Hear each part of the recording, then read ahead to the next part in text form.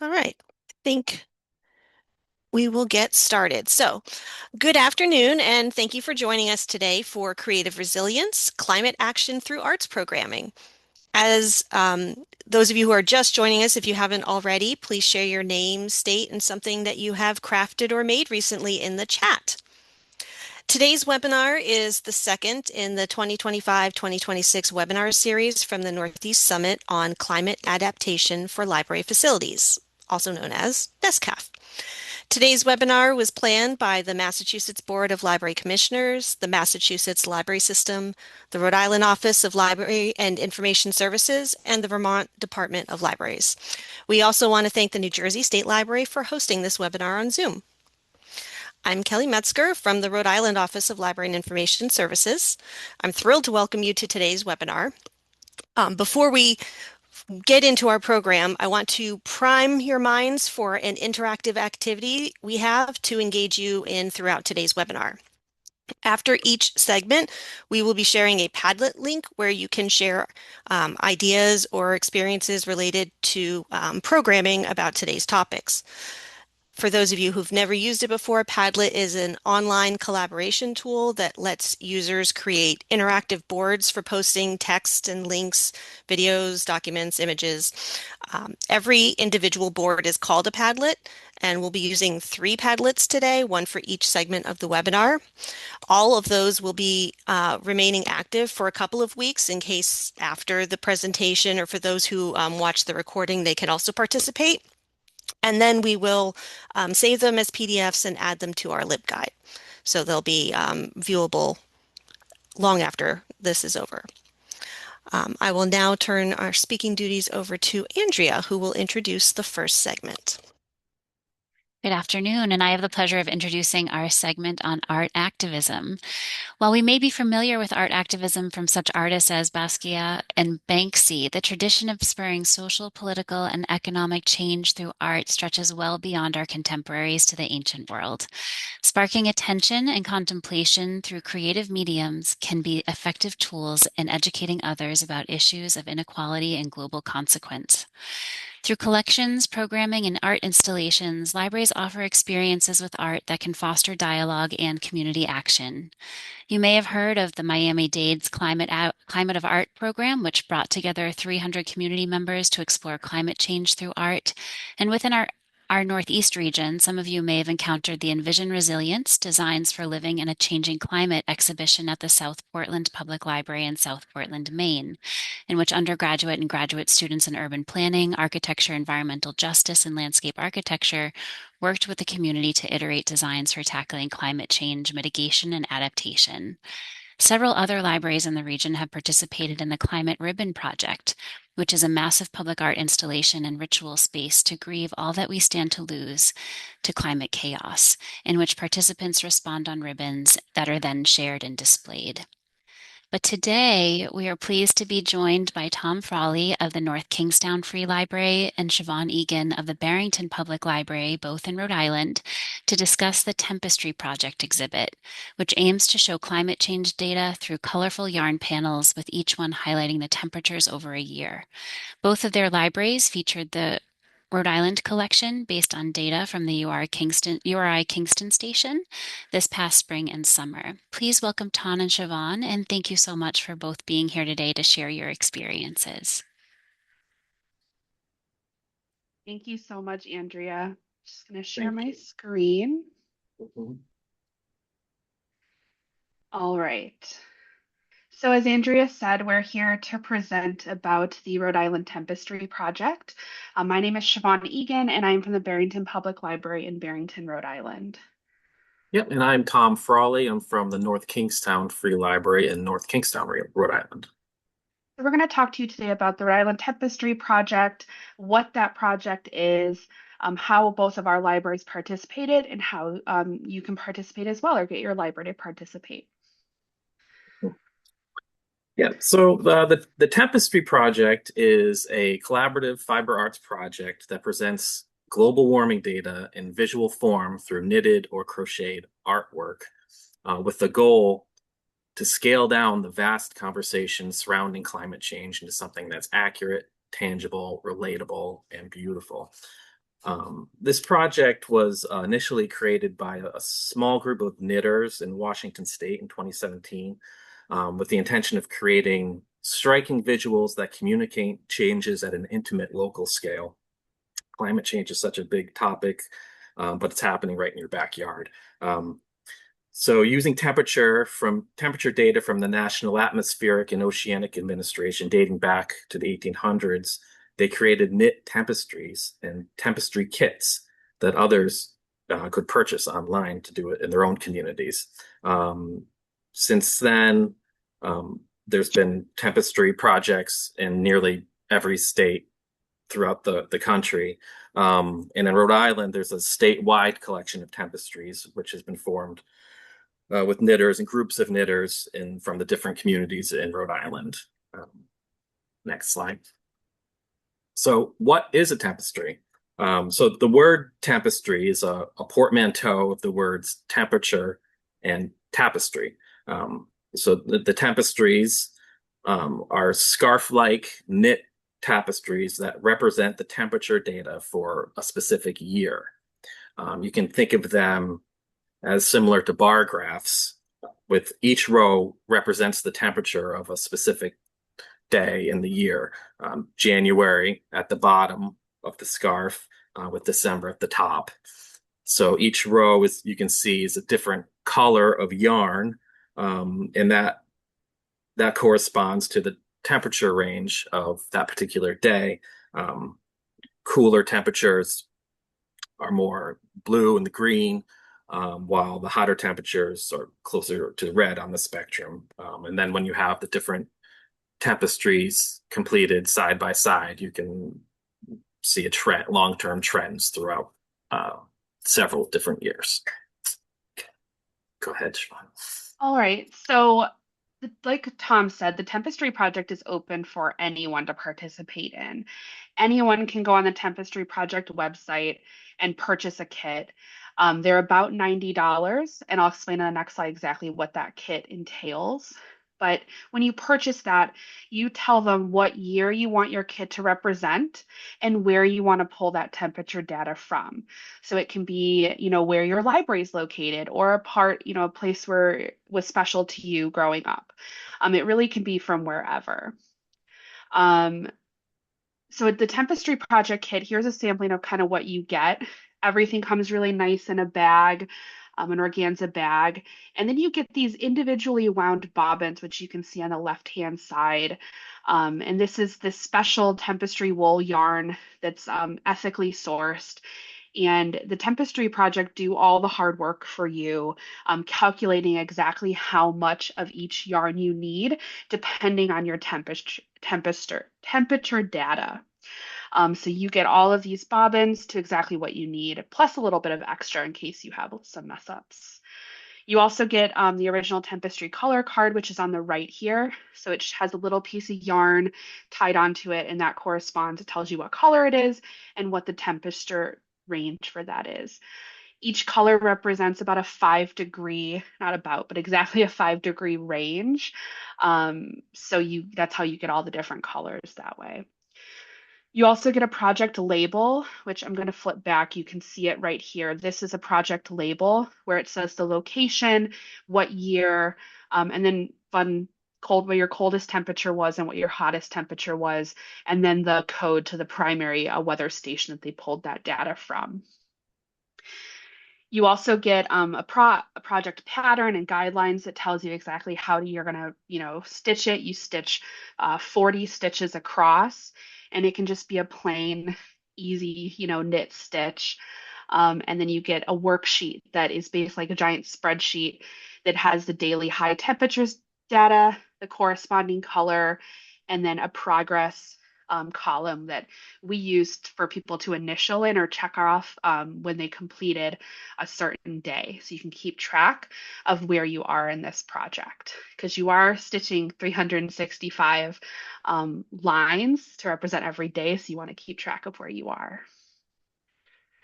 So at Barrington Public Library, we were first approached by a woman named Teresa Crean. She was originally the planning director in Barrington, and she had stumbled upon this project because She was really into knitting and also into climate change.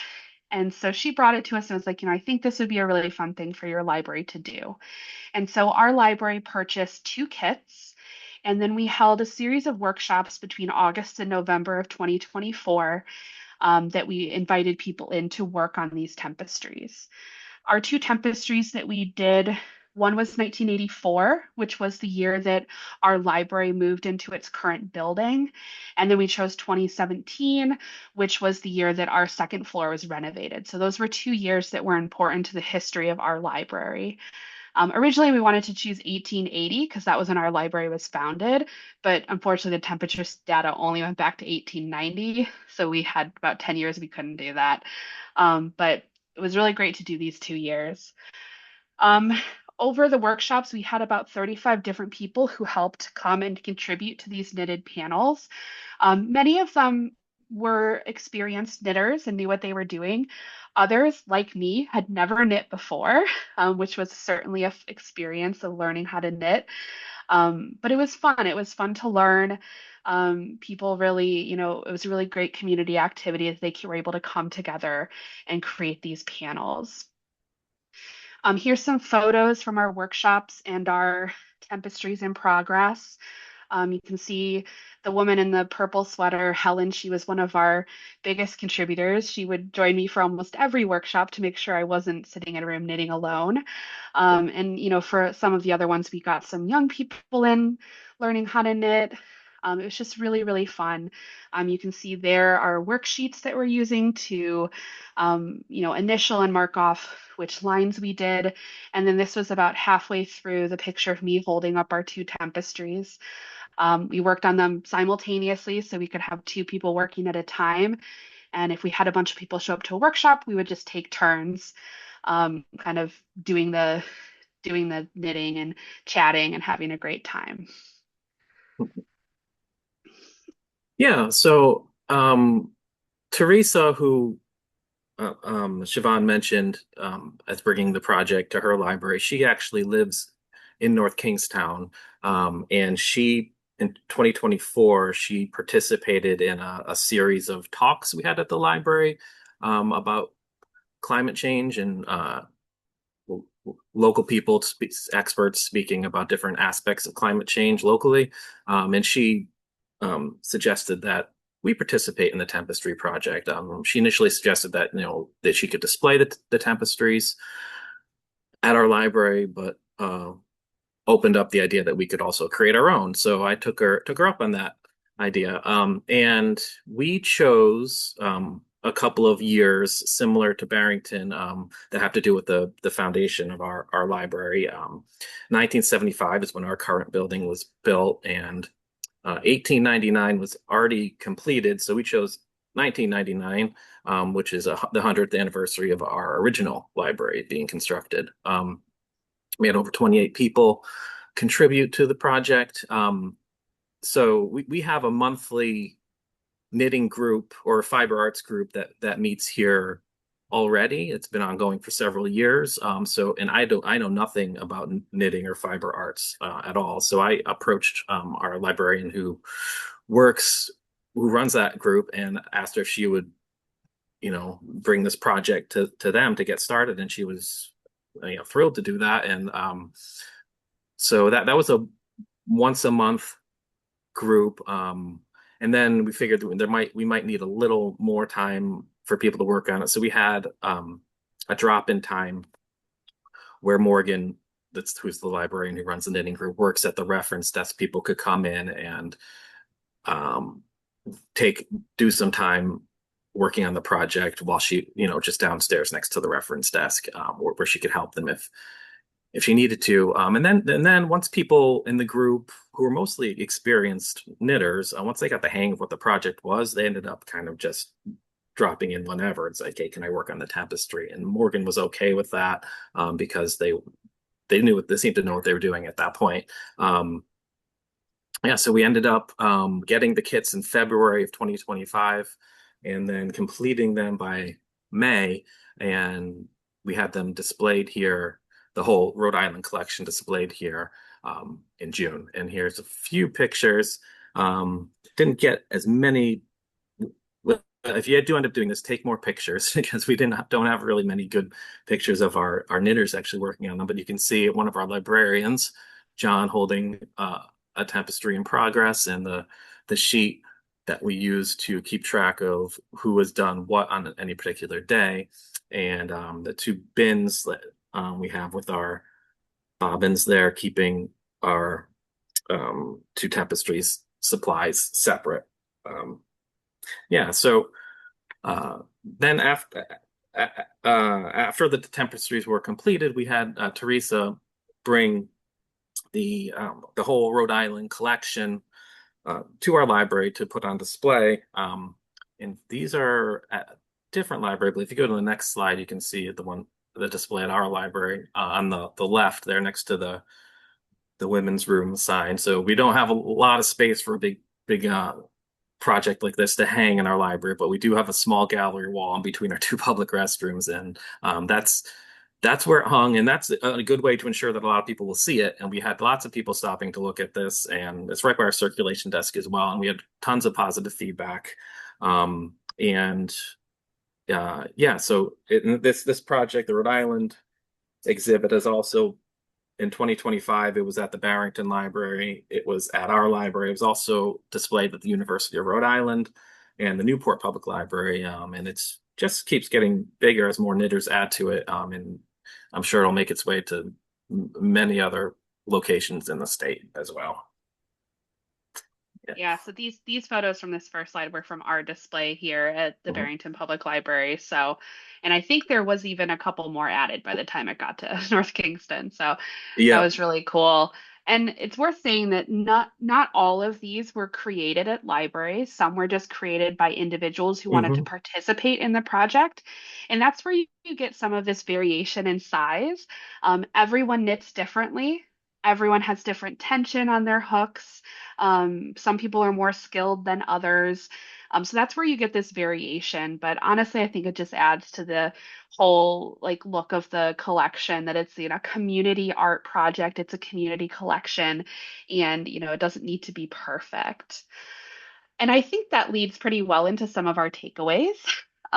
So, we did learn a lot at both of our libraries doing this project. It was a really fun, fulfilling project, but there were a lot of challenges too.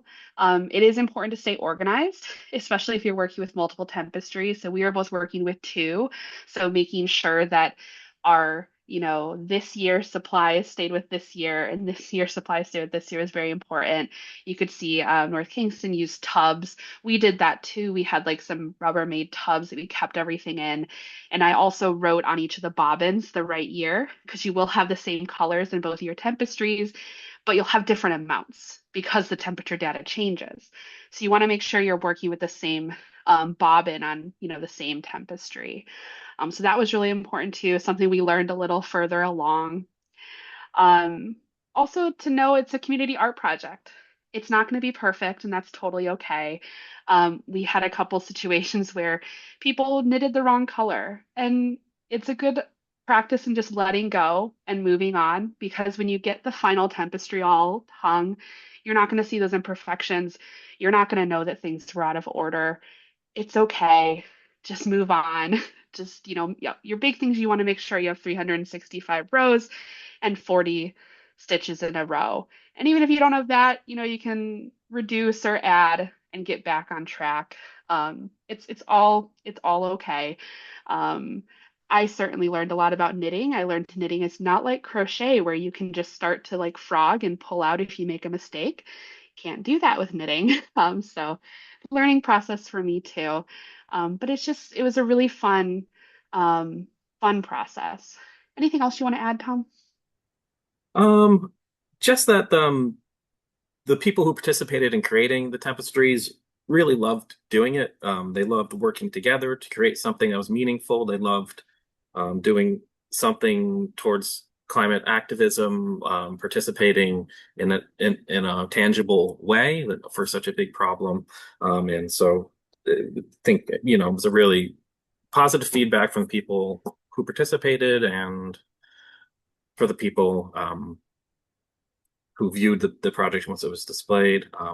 Yeah, I think you just would need somebody that has some experience knitting, ideally to sort of guide people. But then I can't imagine there's a community out there that doesn't have someone like that. It's just a matter of getting them on board. Yeah, exactly. All right, so that's all we have for you today. I know we're going to do questions at the end of the entire, day, but here's both Tom and I's contact information. If you had any questions for us, we'd love to answer your questions. We'd love to help you, do the Tempestry project at your own library. We think it's a really great art activism, program. And thank you so much for having us today. Thank you, Siobhan, and thank you, Tom, so much. I got to see one of these displays in person, and it really is impactful. Um, so I hope that others will join this. So now I'm going to just talk a little bit about the Padlet because we're going to do our first Padlet. So after listening to this first segment, we want to hear your programming ideas or experiences about arts activism programming. So I'm going to do a very quick demo of Padlet. So I will first share.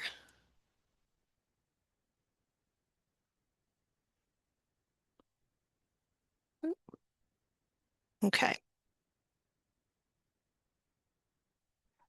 All right. Looks like you are seeing that. Okay. So the way this works is to create a post, you can click on the plus sign that is in the bottom right corner of the screen, or you can double click anywhere on the screen itself. And when you do that, this box will show up, the post composer. So for your, you can put a subject in there. That's what's going to be seen first. Then you can write here. So like if I just write Kelly, and then, my, oops, my ideas. And then the only required element that we're asking for is that you include your state.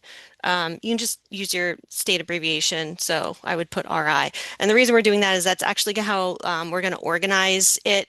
So when we end up saving all of this, they'll be organized by state. So they'll be grouped together, which I think will be really nice and convenient. So once you do that, you just click publish. All right. So I need to get back to the chat. So I'm going to stop sharing. And the link is now in the chat for the very first Padlet, and I think we're going to give everyone a couple of minutes, but it'll be open the whole time too. So if you just want to click on it and open it, you can do that. And I think in a couple of minutes, the next segment will begin.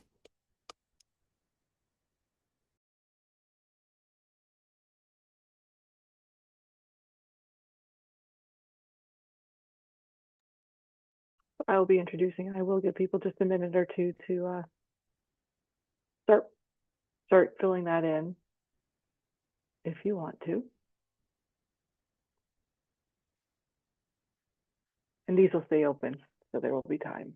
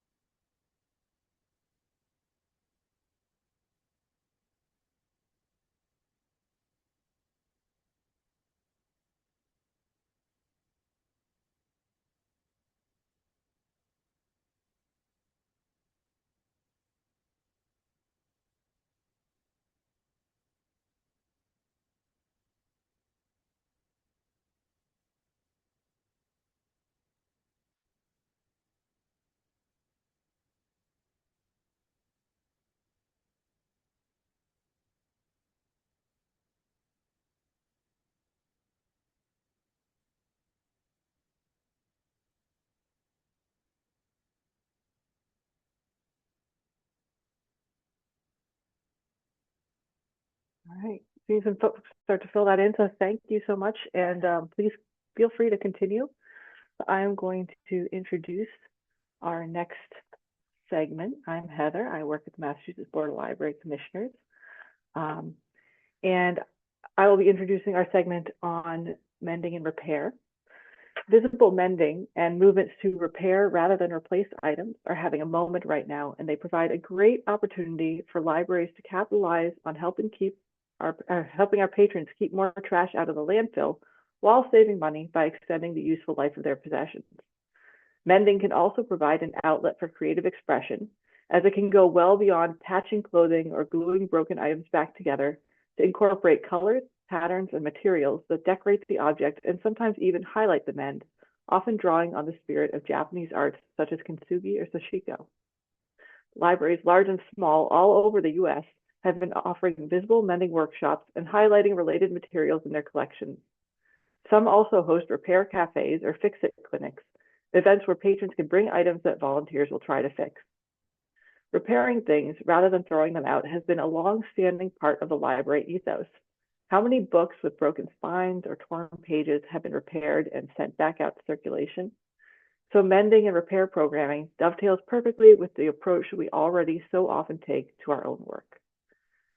Today, I am excited that we will be hearing from Ariana Hausmann and River West from the Brownell Library in Essex Junction, Vermont, who will be talking about a repair cafe that they hosted as a tie-in with a statewide read book. River has been the youth librarian at Brownell Library for about 8 years. They love building community through creative programming, curating diverse collections, and tackling the challenges that inevitably show up in a bustling, evolving library, like how exactly to create the library's first ever repair cafe. In their free time, they are most likely making or dreaming of some kind of art. Ariana is the adult program librarian and assistant to the technical services department at Brownell. She catalogs all of the children's books and manages the adult programs. When she's not working, she's often with her friends, ice skating, hiking, playing trivia, or reading. So Ariana and River, thank you so much for joining us today, and we will turn things over to you.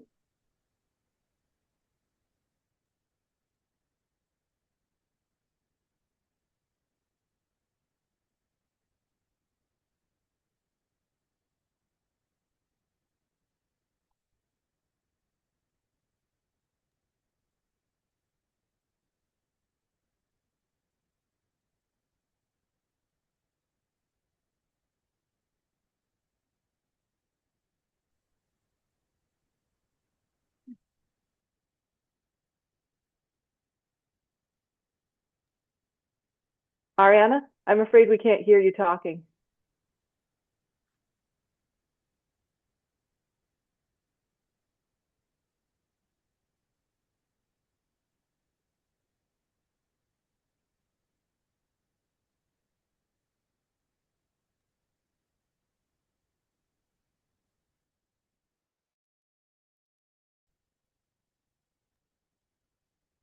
No, Do you it have a wasn't, mute function on your headset?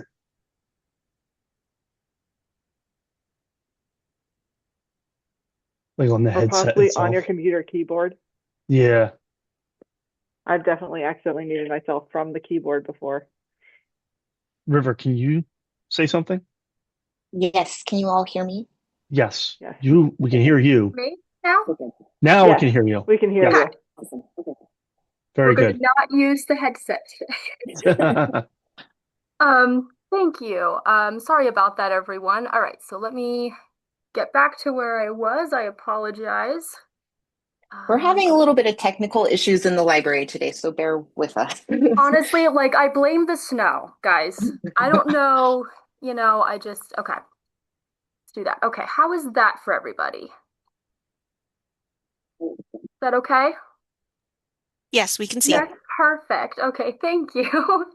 Yeah, so thank you all for having us. We're River and Ariana from the Brownell Library, which is in Essex Junction, Vermont. And this is a town that is home to approximately 10,000 people. We found our community to be active, engaged, and interested in sustainability. quite a bit. So we wanted to start with some shout outs today. So the Brownell Library has made a commitment to working on the Sustainable Libraries Initiative. And this initiative helps libraries secure a path forward into a more sustainable future.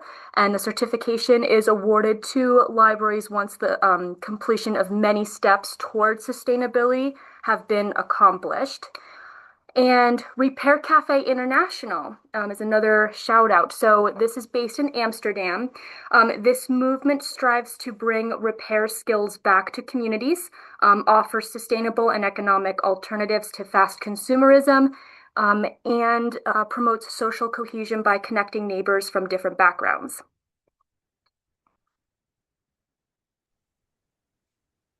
So early last year, our library started preparing a series of programs related to our state's 2025 common read, The Light Pirate by Lily Brooks Dalton. The Light Pirate follows Wanda, who is named after a hurricane. Rising sea levels and devastating weather patterns have transformed her Florida town, and as she grows up, she has to adapt to a drastically remade world. She's largely able to do this thanks to the people she meets. The truth is, we love participating in our Humanity Council's Common Read every year, but we don't tend to have a lot of success with one-off book clubs. So instead, we prioritize experiences which get people thinking about themes from the book, picking the book up, and talking about it with their neighbors. Repair Cafe seemed like a great fit. In the novel, the author shows us a path towards resilience. Survival depends on mentorship and skill building and learning as you go. And resilience depends on the shared resources you can find in community. Repair Cafe builds on these themes by creating the conditions for mentorship, hands-on opportunities to build skills, and positive interactions, which promote community trust. So we are going to give you a sneak peek into some of the things we learned along the way. It's an example of beginning a repair cafe, which is a view we didn't see a lot in our research on how to do this. To be clear, Repair Cafe International's resources were an amazing starting place, but they could feel like a steep learning curve if you're not already knowledgeable about repair culture or tinkering. And we also wanted to make their model fit our context. For example, we needed to think about how to make it work in a small public library.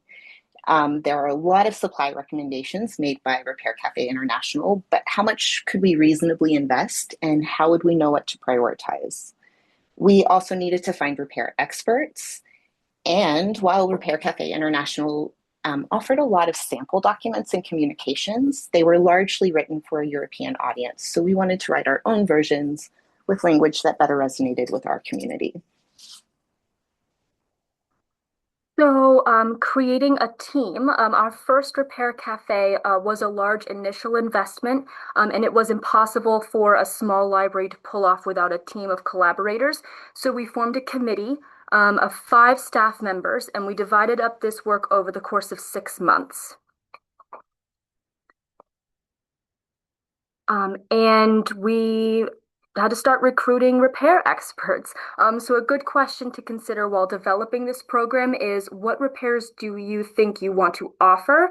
And who do you know with these skills? So at Brownell, we're very good at brainstorming. So as you can see, we came up with a list of repair stations that we would try and pursue as options. People with the skills to do those repairs was more challenging. We had some success with already existing library volunteers, programs, and collaborators. For example, we have a couple of volunteers who regularly do handiwork in the library and some known tinkerers in a group that uses our community room each month. We asked them all if they were interested in helping. We also asked people in groups that we knew personally, partners, friends, clubs, community groups, businesses. And we asked educators and students at technical and trade schools and our local university. We are actually very appreciative of a collaboration with an electrical engineering professor who recruits some of her juniors and seniors to come in for hands-on learning opportunities, but also this is one of our most popular repairs so far. So we're very grateful to have this collaboration continuing. You could also ask Board of Trustees and friends groups, or ask some of your very engaged library patrons if they know someone who would help.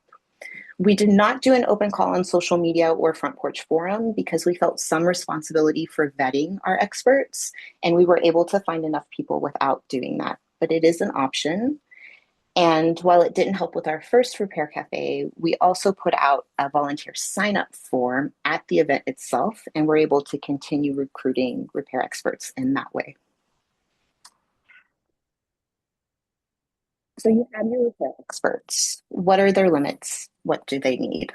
We went back to the experts and asked them, what specific kinds of repair are you willing to offer? Are there any services you are not comfortable offering? How long do you think the average repair at your station might take? What supplies do you need to do the repairs? And can you send us links? And are you willing to provide any of your own supplies or tools? Their feedback helped us determine which repairs we could officially advertise, how long appointments would be, and it helped us start gathering a supply list.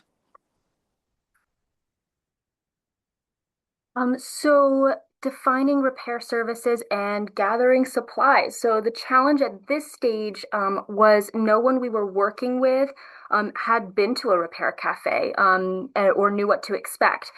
So volunteers provided varying levels of detail regarding what they would need, and we all learned as we went. Currently, we are planning our second repair cafe and are continuing to have great conversations with the same experts about adjustments that we can make going forward. In addition to supplies needed for repairs, we developed a supply list that included snacks and drinks for volunteer appreciation and other fun activities as well. And our initial investment was about $750, which was covered by a donation. And the larger purchases were evergreen items, like a soldering setup and an iFixit kit.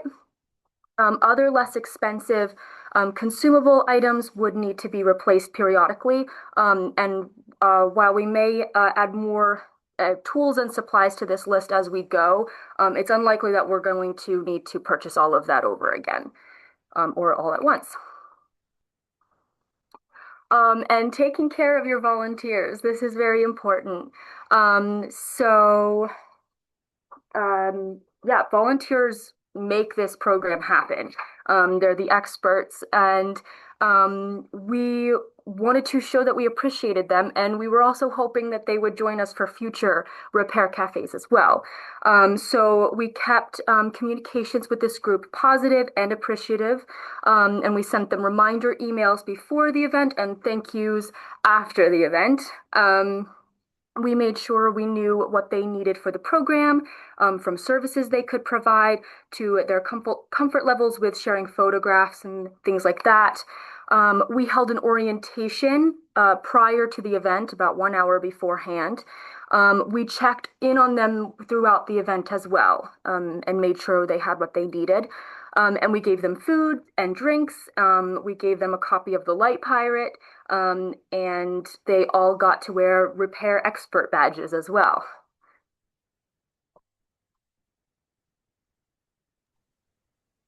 Some of the volunteers were concerned about liability. Would they be at risk if someone's cherished item was damaged in the repair? Would the library or staff be at risk? Repair Cafe International helped us address this by providing a sample liability release. We were also very intentional about reminding participants that our repair experts were volunteers, that the appointment was a guarantee to try repair, but in some cases, the most helpful thing a repair expert could do was offer a next step, a part to buy, a professional to consult, or even their opinion that the item was beyond repair and should now be recycled if possible. We also verified that as volunteers, our repair experts were covered by our library's insurance policy for any injuries that might happen during the event.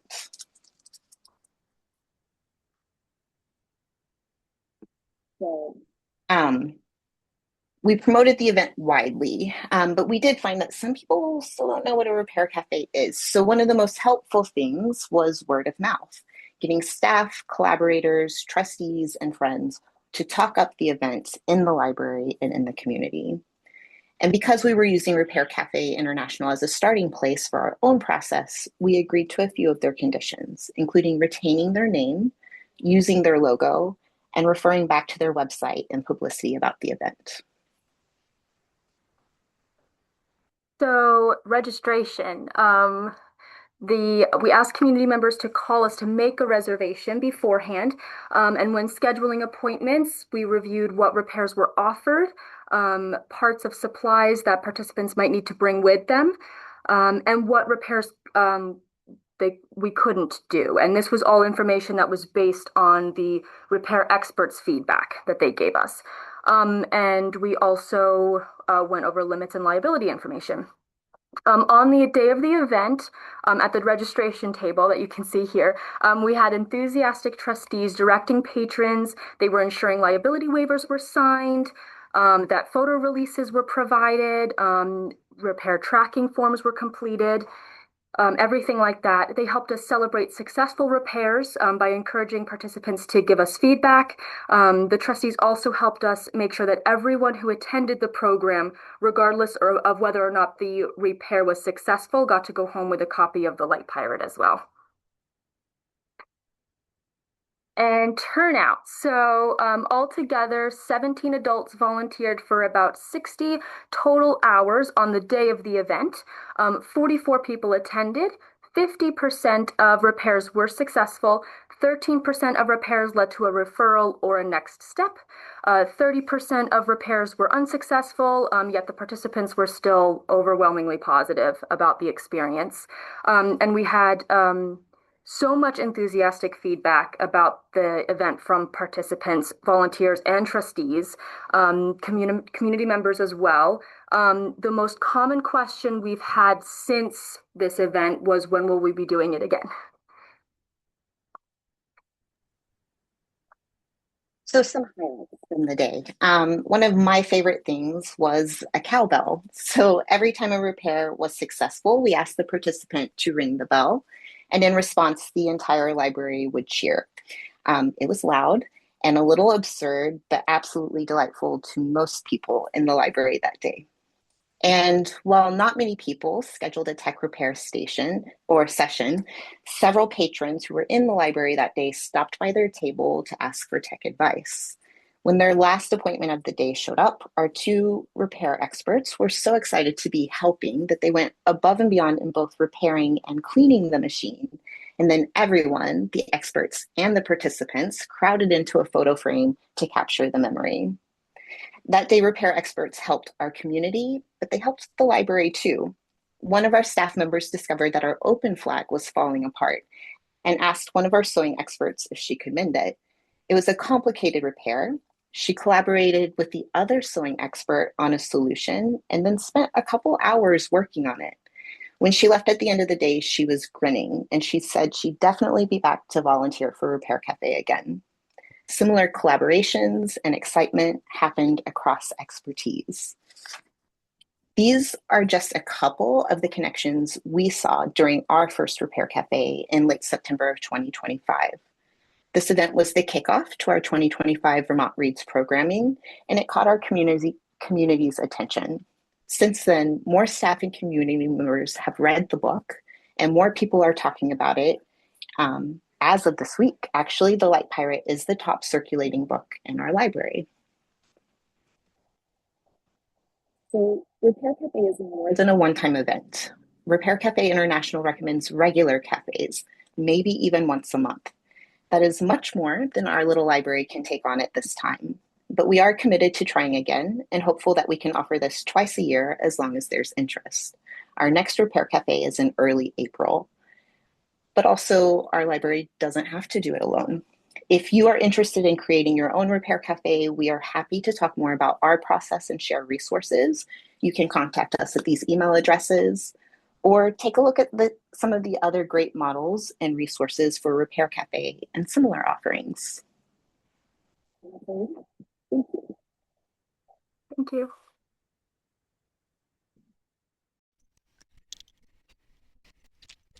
Ariana and River, thank you so much for your outstanding presentation. It's an absolute joy and very uplifting to hear about all the great work you're doing at your library. Thank you. All right. I am putting the next Padlet link up in the chat. So if you have any of your own ideas or experiences with mending or repair programming, please share. We already have, if you haven't already looked back at the one for the arts activism, it's a quite a full board already. It's very exciting to see.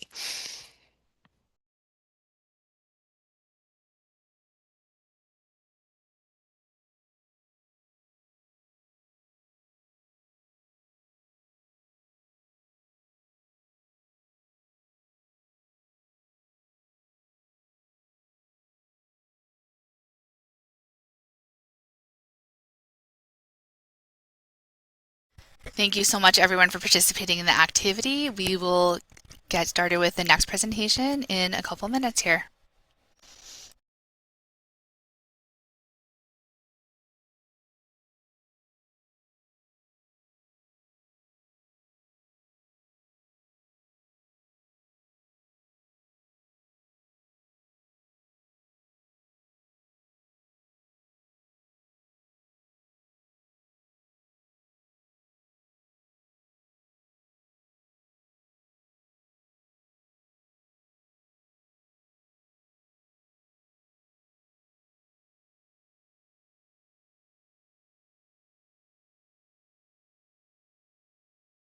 Okay, we are counting down another minute, so please continue to share your ideas in the Padlet.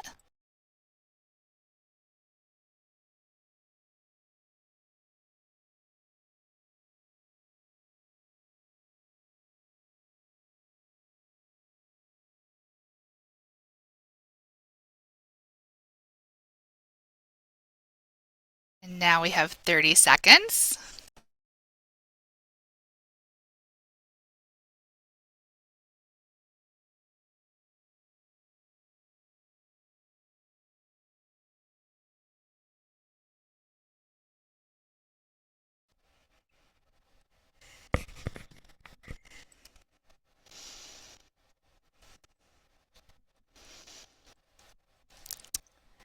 And that is time.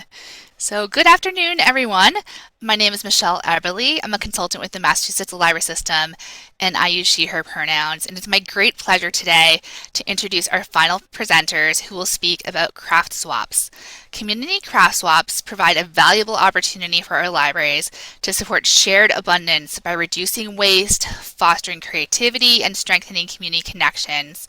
By inviting people to exchange craft materials they already have, libraries support sustainability while providing patrons with the opportunity to explore new skills without the cost of buying new supplies. And this is a very timely topic. With the start of the new year, likely you have seen a revived interest in crafts and hobbies. Many people are intentionally disconnecting from social media and seeking ways to de-stress and be in the moment. Craft swap programs don't just redistribute materials and save money, they spark conversations, collaboration, and a sense of collective care. So I'm very excited to welcome Kim Usselman, Director, and Catherine Cummings, Library Assistant from the Middletown Public Library in Rhode Island, who will share practical insights on planning, hosting, and sustaining successful craft swaps in libraries. Thank you, Kim and Catherine, for presenting today, and over to you. Thanks, Michelle. Hello, sorry my camera's weird. I promise I'm here. So hi, I'm Kim and this is Catherine, and Hello. we are here to talk about our craft supply exchange program. It's a year old. I just looked it up because I couldn't remember when we had introduced it. So this is how a surplus of craft supplies became a successful, sustainable, and community-driven collection. So this is what it looks like on our shelves. It is a whole bunch of bins that we have labeled, and that is how much room it takes up.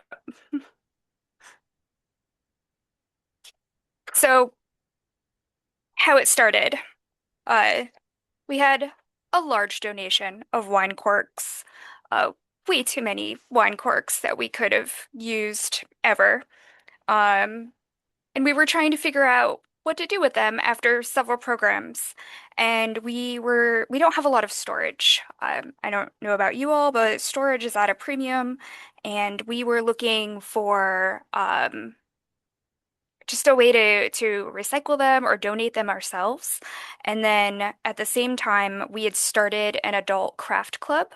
And they every week she had things left over from the craft program. And after that department speaking with the youth department, we realized we just had a lot of leftover projects that were taking up space in our storage area, which is not great because we have a small library.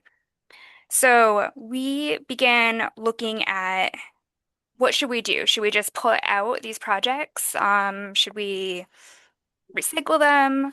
How can we reuse them to make a completely different program while also not storing them? And then we also just started researching. We looked at other libraries had circulating craft kits, and a lot of people were doing, the take and make crafts to bring home, which we also do. And then at the same time, we were starting a library of things.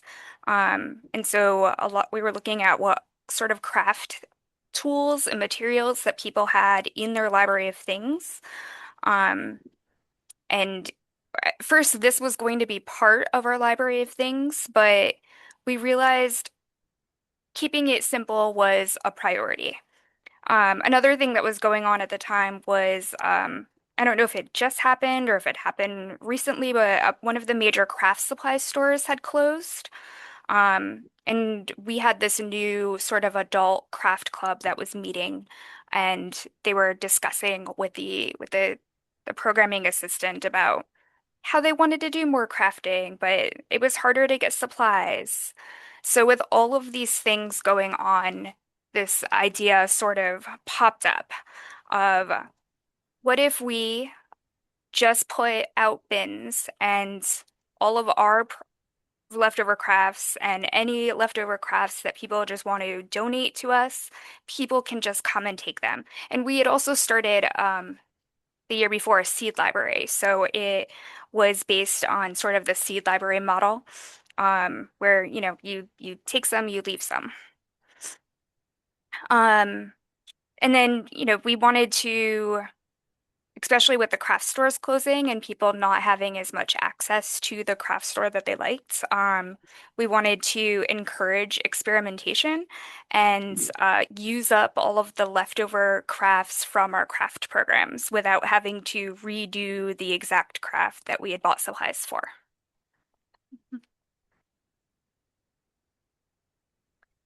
We kept it simple, which was why we didn't end up putting the idea into the library of things.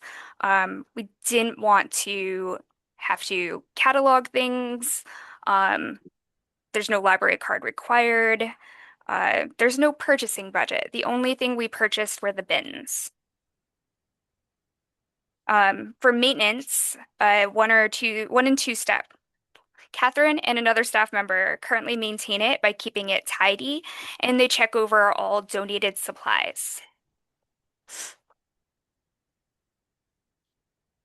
One thing that we made a mistake on is we started the program without having a policy. If I go back quickly to the picture, you can see there's a little sign at the top here, which is suggested items to donate. And it's a very long list, but they're not really categorized. The little sign says all items should be clean or gently used and packaged in a clean Ziploc bag. But there wasn't really any other rules of what we would accept or wouldn't accept.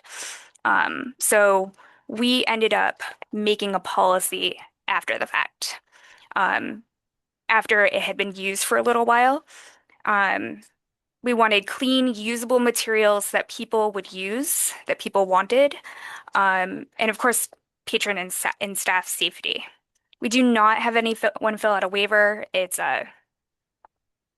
While we have a library of things waiver, we don't have a waiver for this. Haven't considered one. We haven't needed one. Maybe we'll make one in the future. Hopefully not. So we do accept a lot of materials, and this is in the policy, and I'll give the link to the policy at the end, and it's part of the presentation. But we get a lot of scrapbooking supplies donated. But there's also a lot of different supplies that are donated. And so Catherine and another staff member take the donations, they look through them. I know we've gotten some very moldy donations of people cleaning out someone else's house after they've passed, and they just sort of dump all of their craft supplies on us. And so we go through. So sometimes things end up in the trash anyways because it is not usable, it is not clean. But for the most part, we try to put as much as we can out onto the shelves. So now that we have a policy, there's clear boundaries of what we accept, of what we don't accept. Like I said, all donations go through a staff member and they're reviewed for safety, cleanliness, and that they go with our policy. And then one of the big things in our policy is all items become library property and may be redistributed or discarded at staff discretion and will not be returned. We've had that issue with some other donations, and I didn't want that to become an issue with this collection of people saying, "Oh, you didn't use these items that I donated, then I want them back."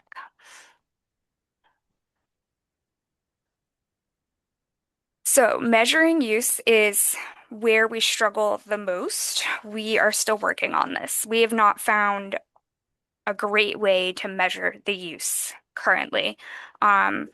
Catherine can talk about how we've been doing it, but we're trying to think of other ways to measure it without being cumbersome on the staff. And then we're also thinking about putting out a list where patrons can say craft things that they're looking for, and sort of ask the general public, "Hey, I'm looking for purple yarn," and there's none in the craft supply exchange if anyone has purple yarn that they want to donate.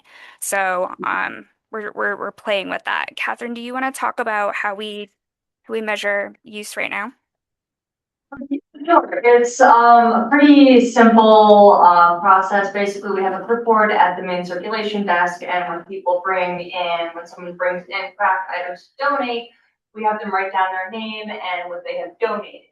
Ideally, we will have, as Kim said, one at the craft area that will say possibly your name and then what you took, and then again a suggestion. So we're working on figuring out the best way to keep up with that. So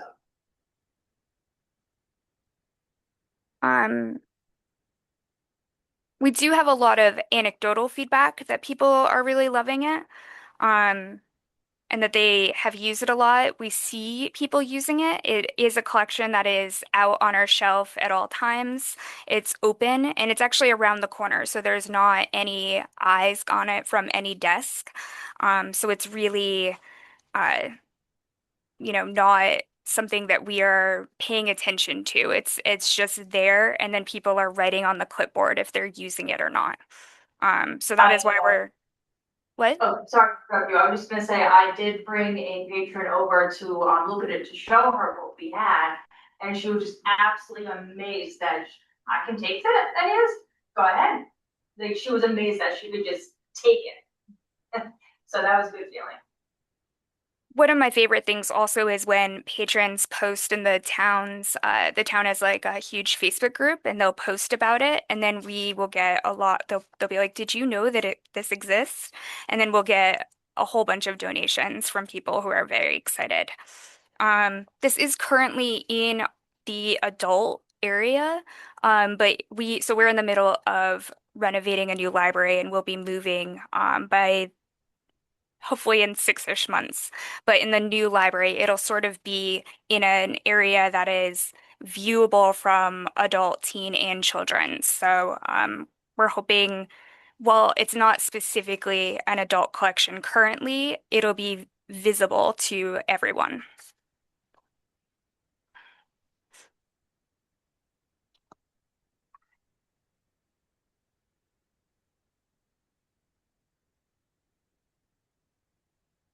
So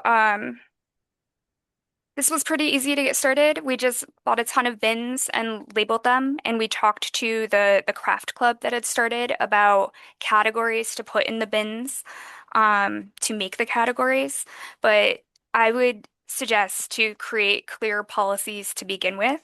And then we are also hoping to do some craft nights with the craft supply exchange of um, just where it is, it wouldn't be convenient, but in the new library, it'll be right there of, instead of a staff member having to prepare a craft for the craft club or another activity, we can just all go use the items specifically from the craft supply exchange.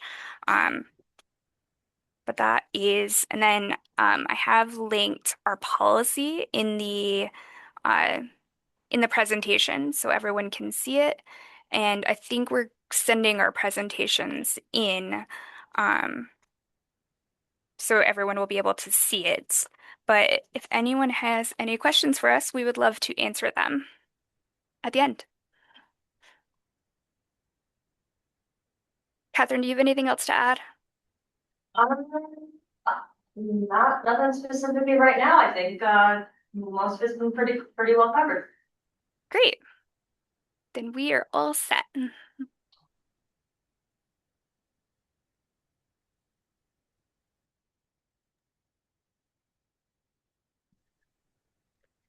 And I'm just going to share the last Padlet that Kelly had put together in the chat for this. And that was such a great presentation. What a great idea.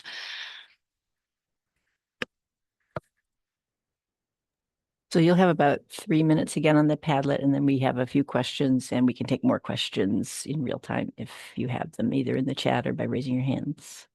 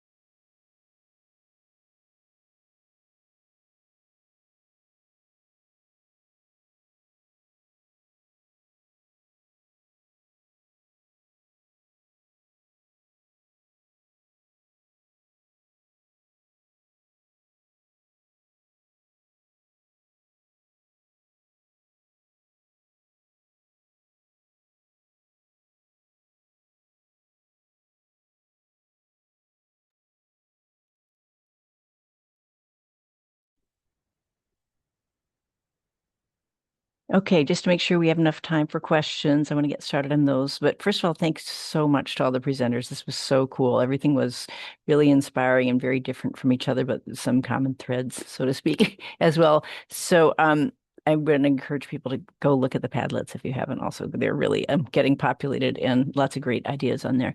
So I think it makes most sense if we start the questions with the people that just presented, because there are a few. So one question about for the craft swap for Kim and Catherine, is the area open to the public all the time, or are there set hours? And you talked a little bit about that, but It is open all the time. okay. And the other question I had, I just want to throw that in now, but because you kind of talked about this, but the ages, like can any age people do this? Yeah, it's right. It's just on a shelf but it's over in the adult nonfiction area. It's by our Library of Things. In the new library, though, it'll be in a more visible area, um, that is sort of between it's on the way to adult nonfiction, and then it's across from the teen and children's areas. So. And it is open to all ages, but because there are items like knitting needles and such, we would not recommend that. We would recommend adult supervision for the younger ones because we don't want anyone to get hurt, obviously. So we get a That lot makes of sense. Do you have any of that in your policy, like about like a child must be supervised or on the signage?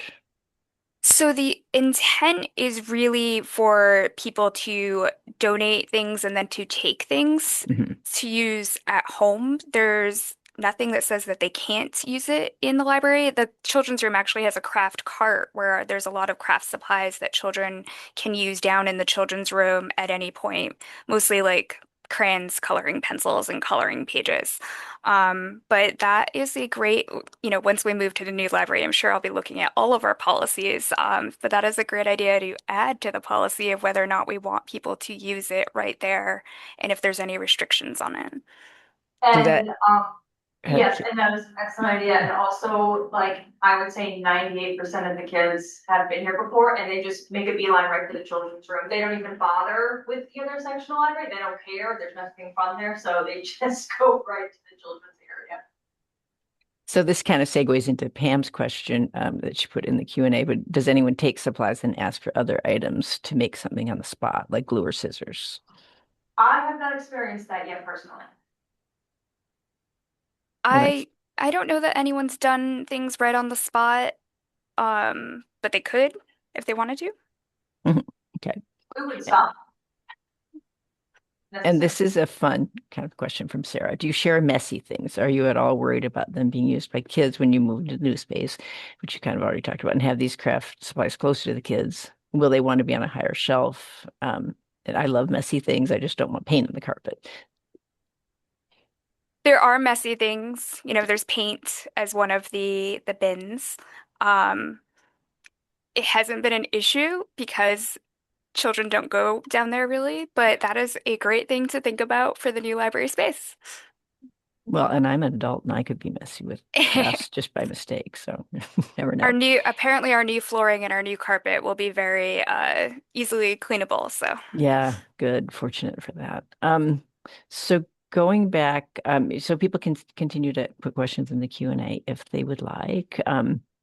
But going back to Tom and Siobhan, there was a question about you were showing the pictures of the tapestries and they were different sizes because, as you mentioned, people knit in different ways with different tension and stuff. So did you consider blocking out the tapestries to try to decrease the variations in length so that then you could compare them more? Yeah.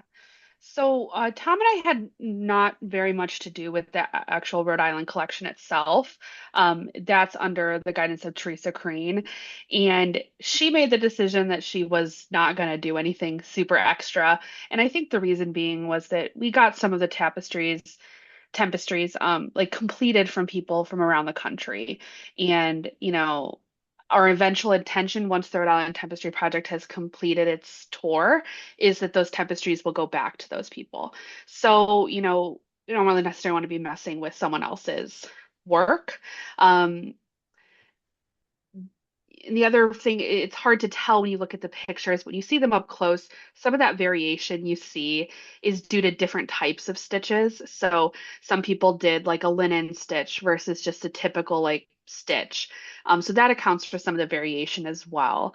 And a lot of it just couldn't really be fixed by blocking. Teresa did block our Barrington's tapestries for us because I don't know how to do that. And it helped a little bit, but even ours were like slightly different. And I think a lot of that variation just couldn't really be fixed by blocking. Mhm. Yeah.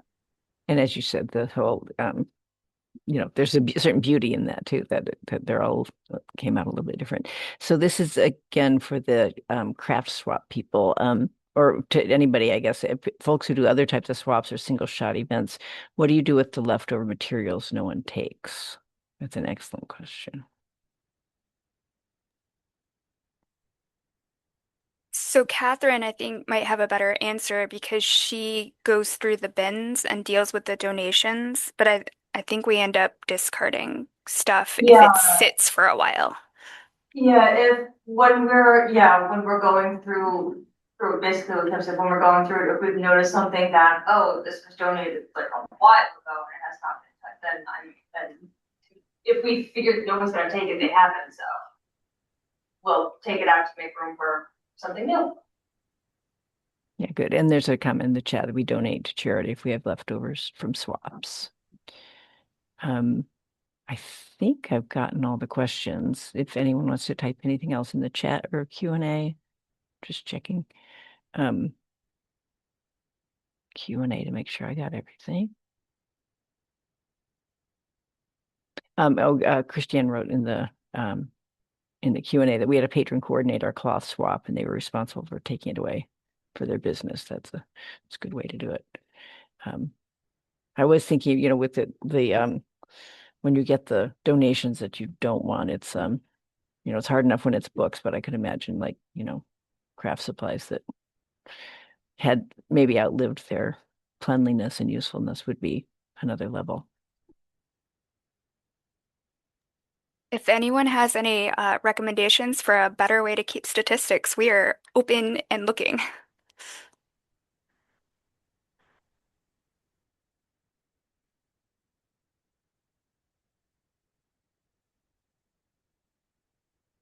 So, Ariana and River, I don't know if you mentioned this and I missed it, but was there an age limit for your program, your repair cafe? No, there was no age limit. It was intergenerational. Anyone Mhm. could sign up. Mhm. I mean, kids did not really sign up, but we definitely saw parents bringing kids and Nice. things like that. Mhm. Yeah, I think one of the things that's really cool about all these programs today is the intergenerational potential of them, and it's really great to see that. And there's some great things being written in the chat as well. So I think maybe we are finished with questions. Anyone have anything else? Some thank yous coming in the chat, so that's nice.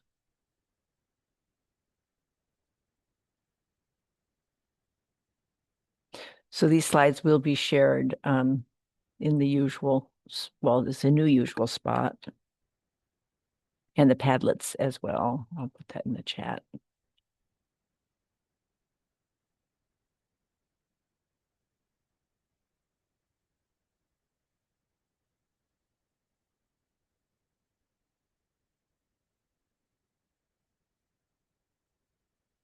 Okay, well, I think we are about done. Unless NESCAF people, do we have a evaluation to put in the chat, or will it just go out to people afterwards?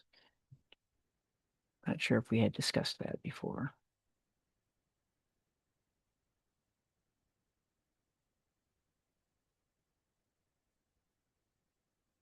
If not, I think we are good to wrap up. And thank you everyone so much for coming. Thank you especially to our presenters, and excited to see your ideas come in on Padlet as well.